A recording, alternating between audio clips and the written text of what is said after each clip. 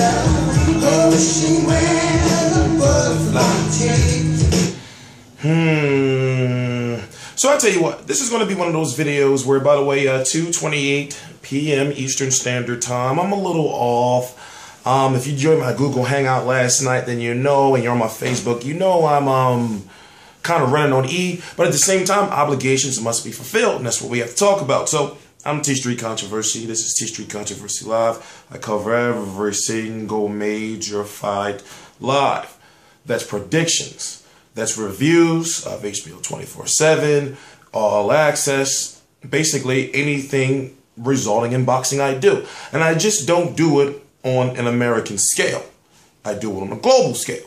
So, RealCombatMedia.com is the website. And where do I start? Well, first I want to start off by saying thank you, Hyman. Before we go on, before we do anything.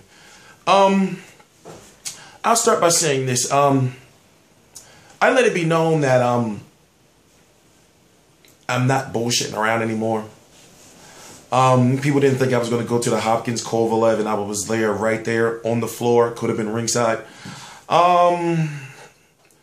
Covered the whole post-fight press. Well, covered the post-fight press conference. Covered the final press conference in its entirety. The weigh-ins in its entirety. The first official media press conference in Philly in its entirety, and got an interview. My first interview ever in life was Oscar De La Hoya. I got several more after that, and basically, please understand, I know what's expected of me. I know what you want. I know I have obligations to fulfill to you because basically, I'm kind of sick and tired of being in the in the rectangle myself. So it's all about efficient, effective progression. So let me explain it to you. For example, I get a whole bunch of shit every day in my comments and in my messages about people saying, well, you need to get to the gyms because this person's going to the gyms and yada, yada, yada. I say this, and this is just common sense and common logic. Listen, there's a lot of work. I make it look easy, but there's a lot of work that has to be done behind the scenes. For example, this channel is not even 5 months old yet. On the 28th of this month, this channel will be 5 months old. It's not even 5 months old. So full partnership, endorsement, sponsors. My social media is finally in position to progress. I don't have a podcast yet. I do live shows right after the fight for hours and hours during the night.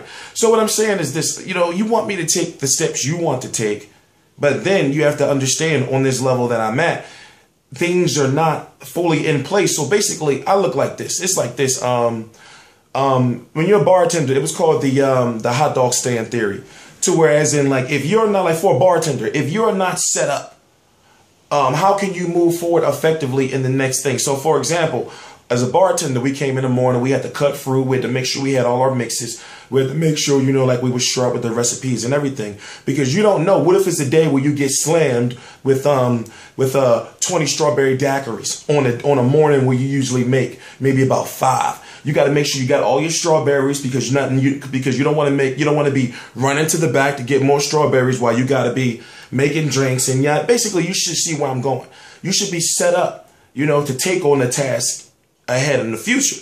So, for the Google Hangouts I do, as you can see, they're taking a toll on me because what I do is after the fights go off here on the East Coast, an event may end about around 1 a.m., maybe 1:30 a.m. So then I wait about an hour or so after that. I got to do my initial post-fight results video. And then I got to do an actual Google Hangout where I'm on there for hours. And normally I'm usually doing like 24-hour shifts on Saturdays.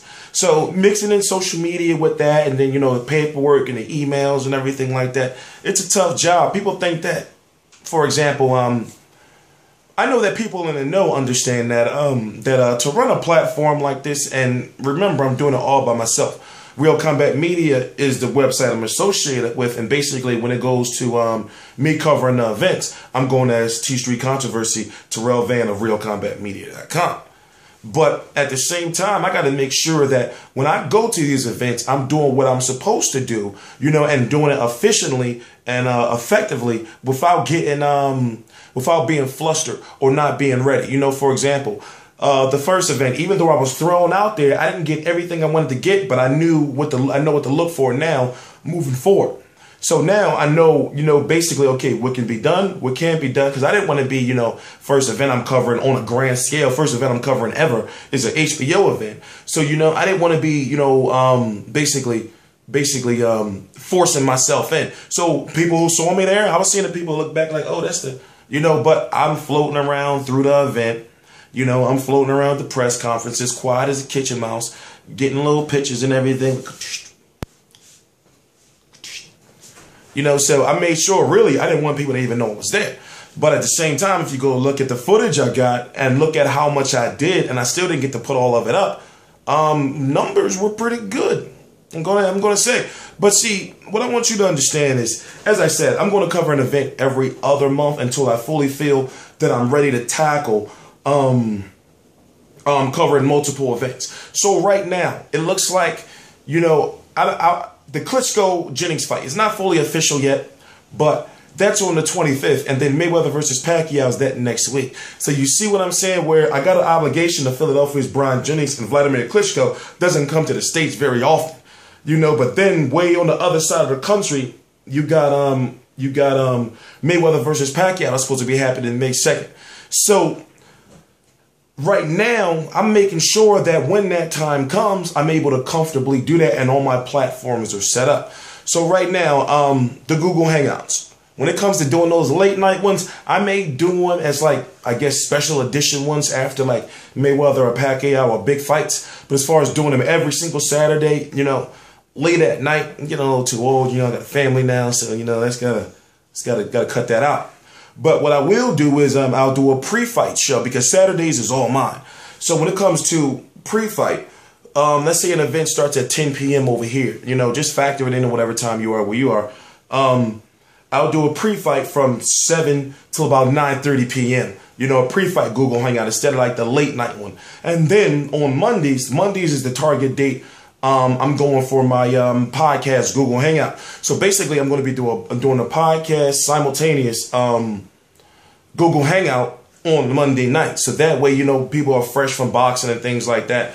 There's a lot going on, and I got to think, I know I'm rambling a little bit, but I'm doing everything by myself. So I feel it's like an obligation for me to tell you guys exactly what I'm doing and what the plans are going forward, because when it comes to a lot of things I've done already, people didn't think I was going to be able to do it, and then it's like, well, damn, guy walks on water, and then it's because, oh, well, he can't swim. And who did I get that from? I think his name was Vince, but it's just shit like that, and people don't necessarily understand the amount of work I have to put in, just to do what I do. The videos are the easy part.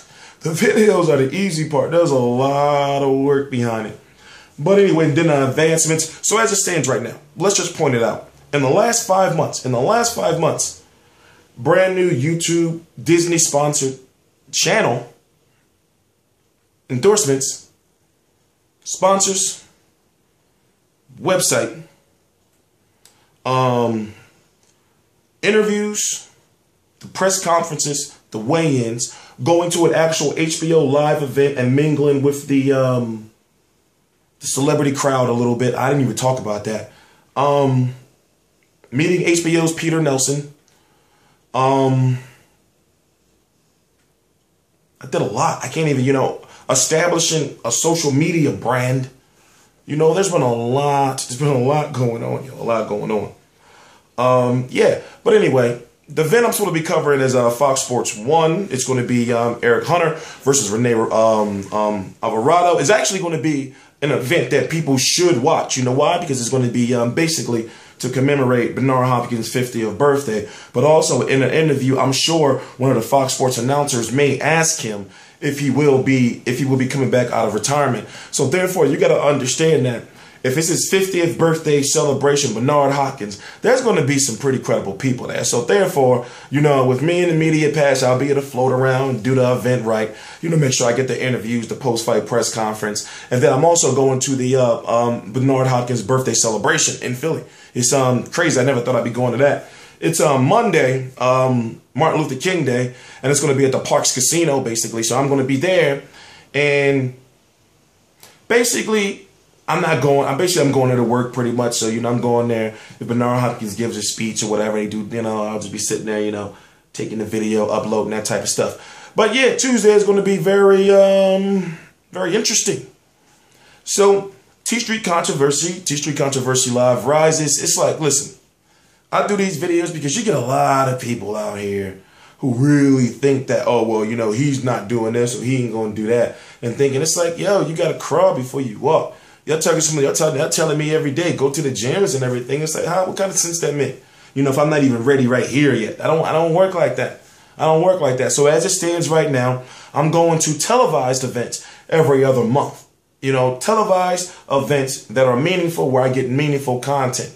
Take it for what it is and stop rushing me. And as time goes on, by the time we get to Mayweather versus Pacquiao and Klitschko versus Jennings, I'm going to say April, everything that you asked me for will be done, and then I can fully start slaying the haters as far as, how can I put it?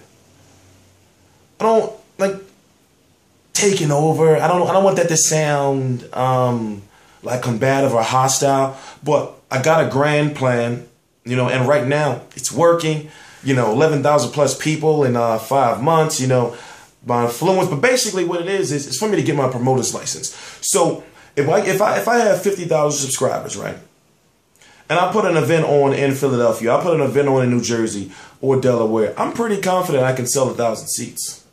Pretty confident I can sell 1,000 seats.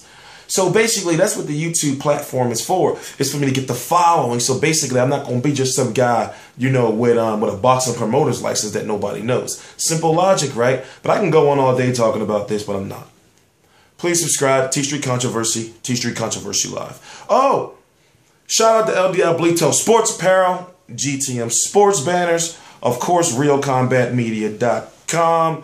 Jay, who's running the, actually a young up-and-coming boxing insider who really has connections. If you go to my like page, all my social media information is right below. Website right at the top, Real Combat Media. And then at the very bottom of the description box, you'll see my Twitter and my personal Facebook page. And my like page is, put it this way, my personal Facebook page is where I answer all the questions about myself. It's personal, so people say they think they know me and all kind of shit like that. I say, well, come to my Facebook page, find out. So when it comes to my actual like page, that's all news, and that shit is credible.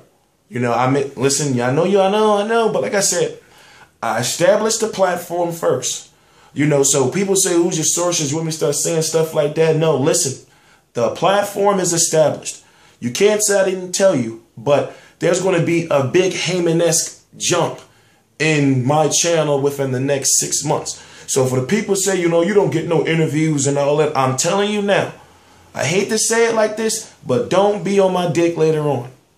I just want you to understand that what I do is live, uncut, and we talk like we're friends. That's my presentation style.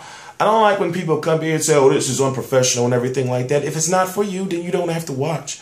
But at this point in time, I know what I do when I have to watch 4 or 5 hours of fights, 4 or 5 hours straight. Now, fights are not an hour long. 36 minutes, they average about an hour, but all of them don't go the distance. I'm watching all these fights, and sometimes I got to sit through some bullshit, man.